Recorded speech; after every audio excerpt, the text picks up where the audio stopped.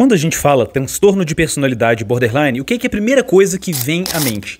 É aquele comportamento tipicamente extrovertido, frequentemente a impulsividade, os caráteres histriônicos, o drama, o exibicionismo, a necessidade de ser o centro das atenções. É justamente o oposto daquele indivíduo que é tímido, retraído, introvertido, porque a maior parte dos indivíduos que têm o transtorno de personalidade borderline se comportam dessa maneira. Então, nós sempre vamos ter em mente esses traços. A logorreia, falam pelos cotovelos, geralmente mais alto do que aqueles ao redor, mas, apesar da sensação que é transmitida, especialmente quando se é vítima e se presta atenção nos relatos, quase todos chegam à mesma conclusão. São personalidades pré-fabricadas que se comportam de maneira idêntica. Essa, de fato, é uma sensação recorrente nas pessoas que acompanham aqui o canal ou outros canais que dão apoio às verdadeiras vítimas dos pacientes com transtorno de personalidade borderline. E apesar dessa sensação de grande similitude entre os portadores, o transtorno de personalidade borderline ele é muito heterogêneo. Ele é tão heterogêneo que existem vários subtipos e os pesquisadores nem sempre concordam entre si quando se trata do transtorno. E hoje eu fiz anotações através de livros científicos como Personality Disorders in Modern Life, estudos encontrados no motor de busca da PubMed, e a gente vai focar no transtorno de personalidade borderline do tipo quieto, também conhecido como transtorno de personalidade borderline de alto funcionamento ou, de acordo com os subtipos de Theodore Millon, o tipo desencorajado. Esse vídeo foi patrocinado pelo inscrito Jorge e eu agradeço imensamente a doação. Antes da gente falar algumas características gerais do borderline do tipo quieto, a gente tem que lembrar que essa não é uma classificação oficial e, por não estar ali no DSM, acaba se tornando uma tarefa bastante afanosa abordar com imparcialidade e dentro do escopo científico esses subtipos, né? Afinal de contas, se a gente parar para analisar a história do TPB, é uma classificação que está sempre mudando. Há quem defenda que nem é transtorno de personalidade, mas um transtorno do humor. Outros defendem que é a sociopatia feminina. Alguns acreditam que é um subtipo, né? Que o histrionismo é um subtipo do transtorno de personalidade borderline. Então, realmente é um distúrbio de personalidade que não tem um limite muito bem definido, tá? Mas por questões de pragmatismo, eu vou trazer aqui compilado o que eu encontrei na internet, na minha experiência, com 8 anos mexendo com esse tema e, claro, tentar sempre me nortear pelas evidências científicas disponíveis a respeito do tema.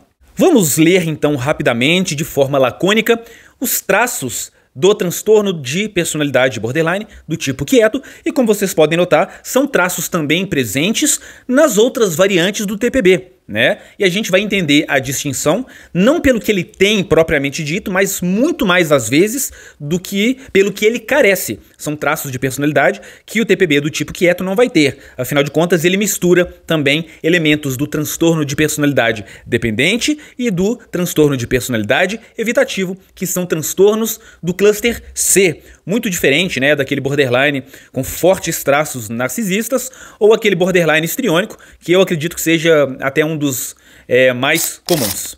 Esconder e internalizar as emoções. Introversão e comportamentos evitativos. Sensação de vazio e desamparo. Medo de abandono. Comportamento pegajoso e submisso. Traços do transtorno de personalidade dependente, influenciando a maneira como pensam, se comportam e interagem com os outros. Mudanças de humor internas nem sempre perceptíveis para quem está de fora. A raiva desmedida geralmente não aparece e é muito contida, e esses indivíduos podem substituí-la por culpa, vergonha e autoflagelo. Os traços evitativos tornam o TPB quieto pouco competitivo no meio social, diferentemente do TPB com traços narcisistas. Agora que nós demos aquela pincelada generalista antes de entrar com mais profundidade nesse tema, qual que é a sensação que é sentida em quem vê de fora, quem vê um TPB do tipo desencorajado, quieto ou de alto funcionamento de fora?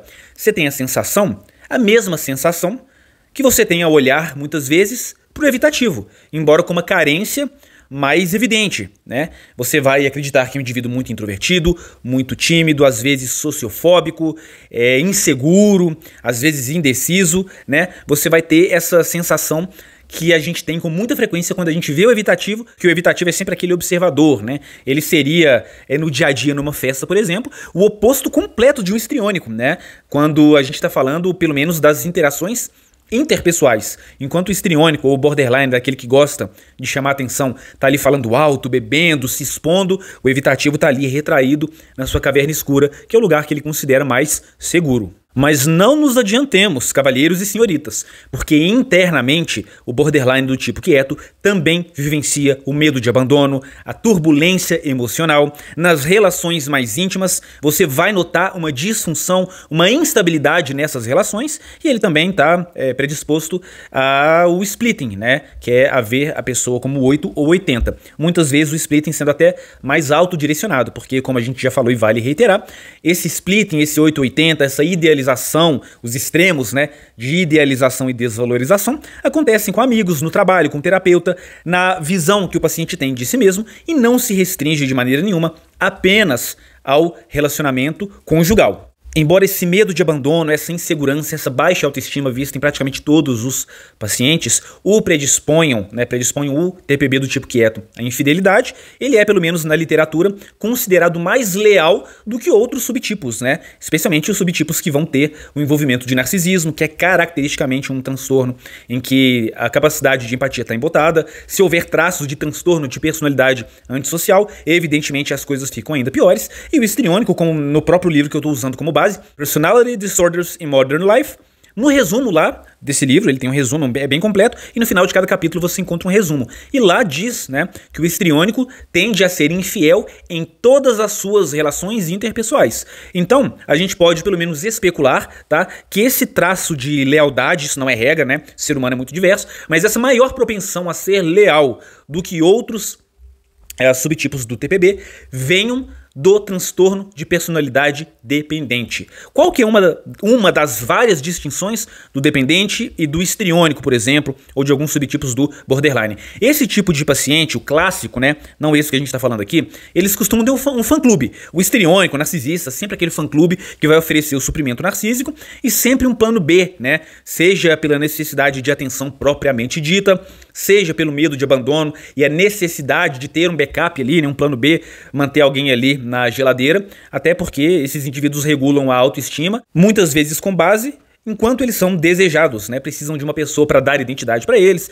Então é um transtorno que envolve fortemente os relacionamentos amorosos, né? Diferente lá do esquizoide, que quer se distanciar. Quando a gente fala de TPB, tem sempre um alguém, né? Um rastro de caos, um comportamento pegajoso. E por ser um transtorno que tem essa tendência, né, tá ali no limiar, poderia até, não vou dizer uma comorbidade, mas fortes traços do transtorno dependente, a gente nota uma submissão exagerada, maior do que em outros borderlines, misturado com um tipo de masoquismo, né? Então a gente poderia falar que o masoquismo submisso ou a submissão masoquista é parte, né, das características dos sintomas do TPB do tipo desencorajado, ou de alto funcionamento, ou quieto. São sinônimos, tá? É uma mudança na nomenclatura que se refere ao mesmo subtipo. A dependência desses indivíduos e sua constante sensação de insegurança, dúvida, vulnerabilidade e falta de autossuficiência fazem com que eles se agarrem a qualquer pessoa que se mostre disponível, fundindo o seu eu com a identidade do outro indivíduo, né? Então essa parte aqui traduzida remete muito ao transtorno dependente, e a questão da fusão com outro eu também existe nesse transtorno e na maior parte dos TPBs, porque lembrando que um dos critérios de diagnóstico do DSM é o distúrbio de identidade. Eles não sabem muito bem quem são, copiam, né, sugam, meio que até uma coisa assim inconsciente, a personalidade do ente querido, do amigo ou do grupo do momento, podem oscilar radicalmente em seus gostos, predileções, virtudes e até mesmo moral e religião. E o TPB do tipo quieto vai, evidentemente, por causa de tudo que foi falado, ter, assim como os outros, talvez num grau até maior, uma forte intolerância à solidão, predispondo esses indivíduos a se sentirem facilmente deprimidos, tá? Uma curiosidade muito importante, não é evidência anedótica, vindo diretamente da NCBI, pesquisadores descobriram que quanto maior o narcisismo grandioso nos borderlines, menos tendência eles têm a exibir traços de neuroticismo, tá? Eu vou colocar aqui na tela indivíduos que têm elevada tendência a apresentar traços de neuroticismo, vão apresentar esses comportamentos, sentimentos, esse modus operandi, isso que está aqui na tela, tá? Então é natural que esse TPB do tipo quieto experimente muito, vivencie com muita intensidade esse tipo de sensação, porque não apenas é característico do transtorno, mas ele é agravado por suas características particulares e ele não tem esse narcisismo grandioso protetor que outros TPBs têm, né? O próprio transtorno de personalidade narcisista, citado também nesse livro Transtornos de Personalidade no Mundo Moderno, ele age como uma camada de proteção até mesmo contra a depressão, tá? E eu não vou entrar no mérito dos porquês, que seria um outro tema, é um tema até bastante complexo. Então a ausência do narcisismo grandioso no TPB do tipo quieto o predispõe a se sentir mais deprimido, mais intolerante à solidão. E os traços dependentes vão se manifestar em várias esferas, vários estratos da vida, em vários momentos diferentes, fazendo com que coisas simples do dia a dia, responsabilidades da vida adulta, acabem se tornando uma tarefa difícil e monumental, né? Então é esperado que esses indivíduos sejam muito pegajosos, até mesmo apresentando junto com a submissão uma entrega para o parceiro de poder controlar sua vida e decisões e etc. O senso de humor desses indivíduos podem ser radicalmente distintos do senso de humor de um borderline narcisista ou de um borderline histriônico, né? Muito carismáticos,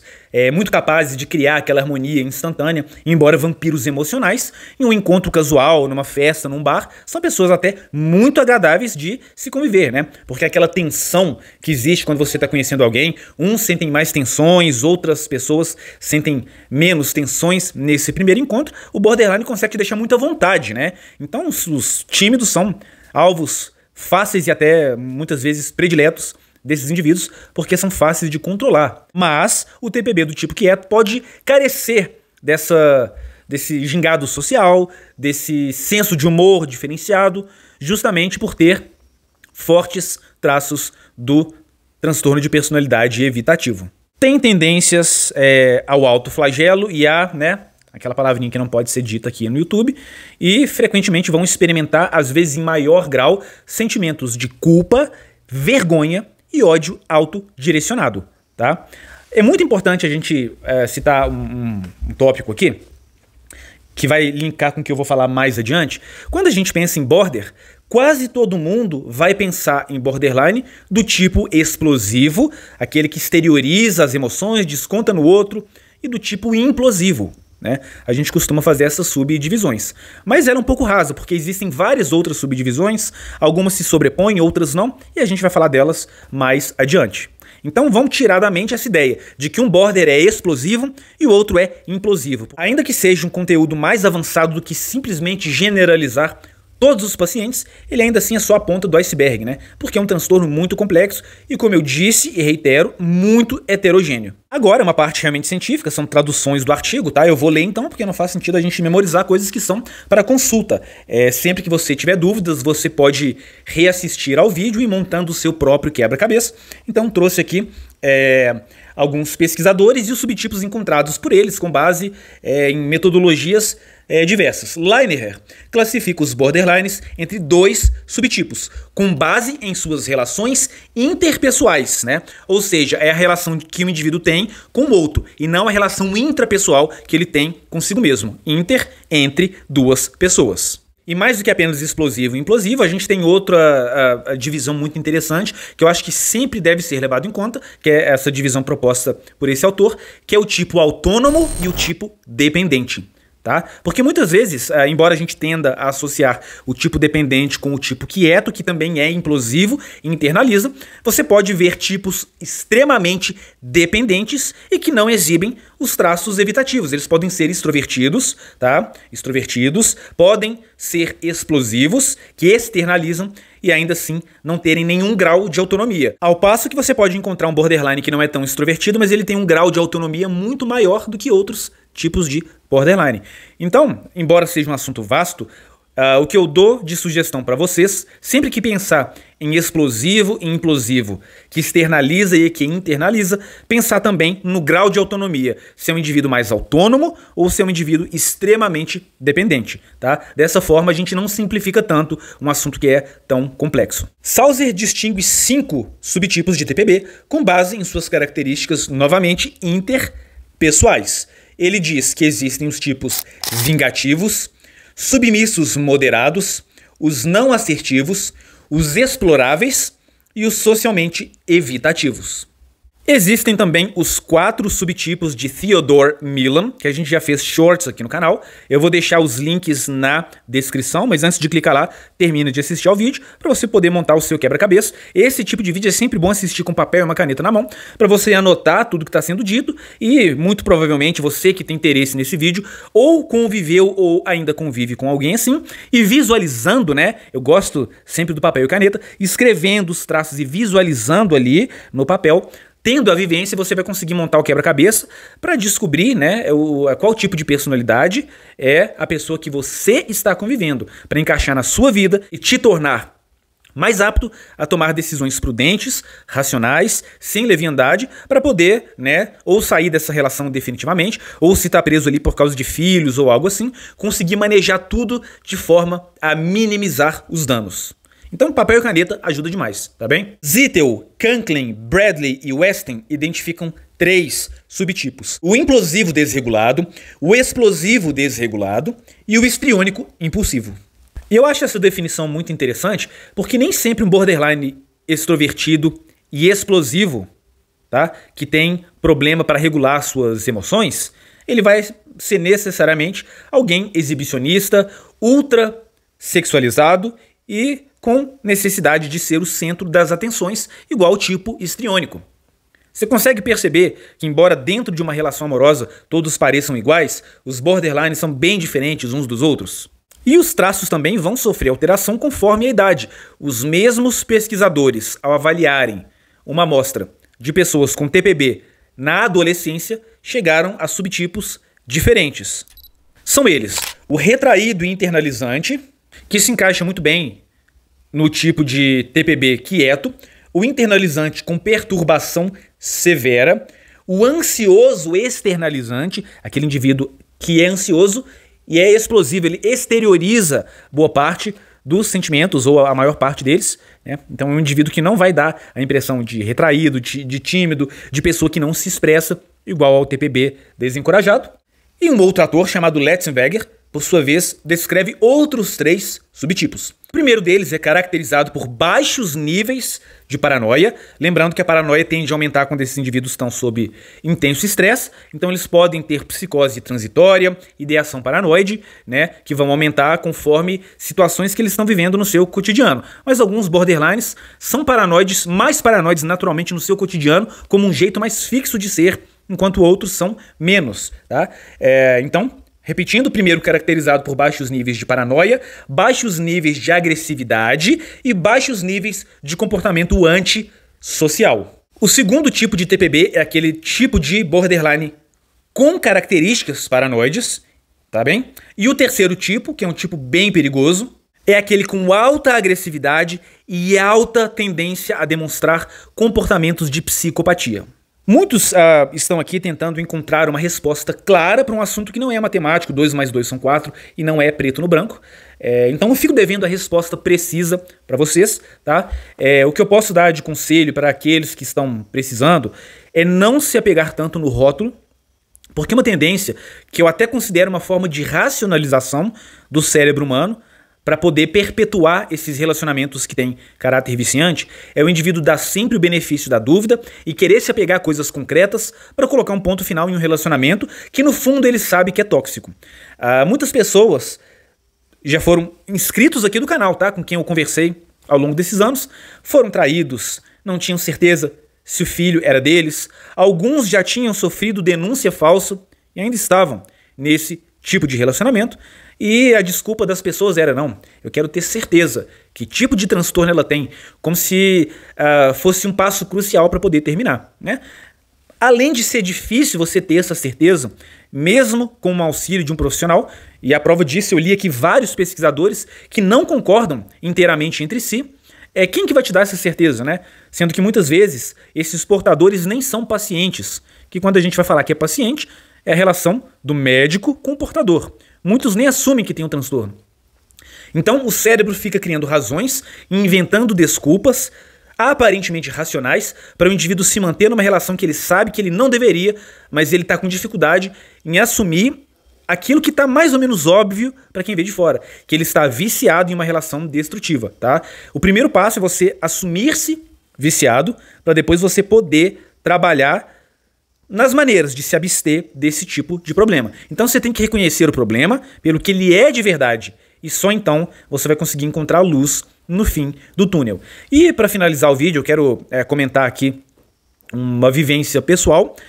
Logo quando eu comecei a estudar com mais afinco, né, embora conheça esse tema há mais de 10 anos, estudar com mais afinco até porque para a gente poder ensinar, a gente precisa primeiro estudar e aprender, depois a gente passa, né?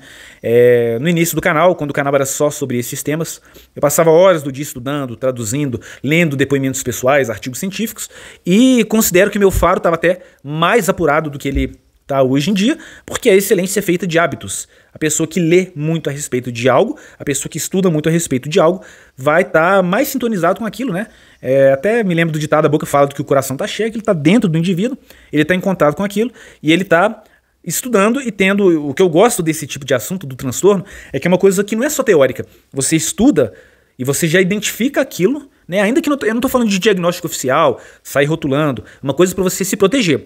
A gente precisa... receber o diagnóstico da pessoa para saber que alguém tem narcisismo patológico? Eu acho que alguém que já estudou, né, qualquer um que tem estudado um pouco sabe identificar, porque são comportamentos muito característicos, muito singulares. E nessa época eu identifiquei, não tenho diagnóstico oficial, nem tenho a pretensão de querer diagnosticar essa pessoa, mas ela exibia comportamentos que se encaixavam perfeitamente no transtorno de personalidade do tipo quieto.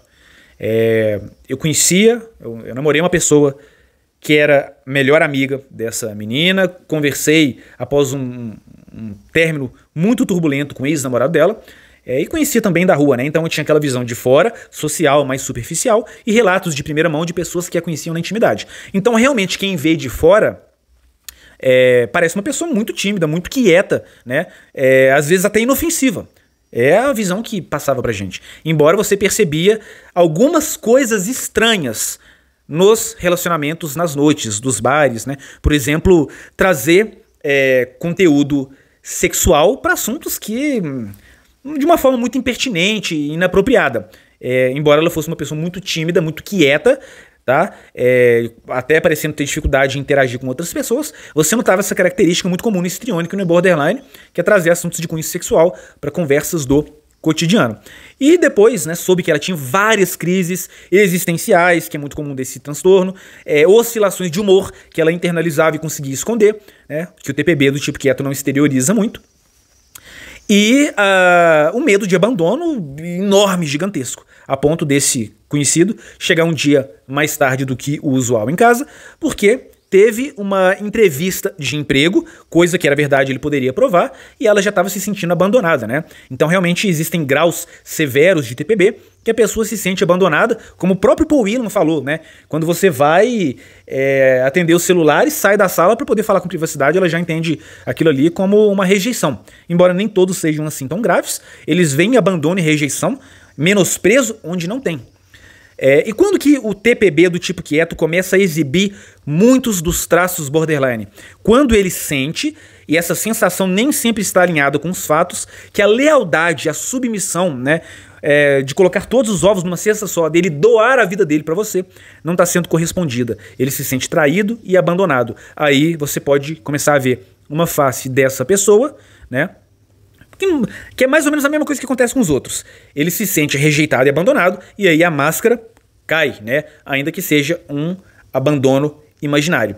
Essa menina super tímida, super quieta, parecia um amorzinho, fez uma falsa denúncia, não foi na lei da Maria da Penha, tá? Não foi na lei Maria da Penha, não foi na delegacia, não teve registro de boletim de ocorrência. O que ela fez? Ela se valeu da falsa acusação de abuso doméstico para poder destruir a reputação e o círculo social. É muito comum. Muita gente acusa, não vai na delegacia, porque não tem interesse em envolver justiça, toda a burocracia. É um caso pensado. Ela quer destruir o círculo social do indivíduo para isolá-lo, né, depois de um término. Que é muito comum o indivíduo tentar isolar a vítima de todo o seu círculo de apoio, inclusive através de campanhas difamatórias. Como era uma pessoa extremamente quieta, introvertida e parecia um anjo, todo mundo achou que era verdade, entendeu?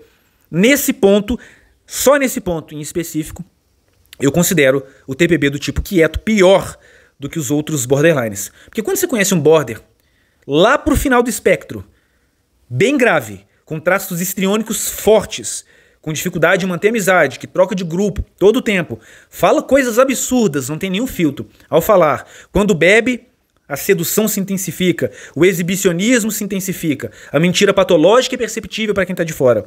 Quando você sofre uma campanha difamatória de um indivíduo com elevada desregulação comportamental, né, comportamentos altamente disfuncionais, hoje, embora a sociedade acredite muito ainda na mulher, fica aquela dúvida, que a pessoa já tem um jeito, né, a gente fala no popular, entre aspas, a doidinha da turma. Quando isso vem de alguém que é muito quieto, especialmente de uma mulher, levando em consideração, tá, todo o contexto social que a gente vive, a chance das pessoas tomarem aquilo como verdade é muito maior. É isso por hoje, cavaleiros.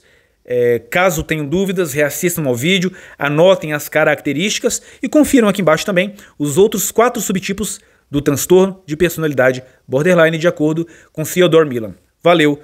E até a próxima.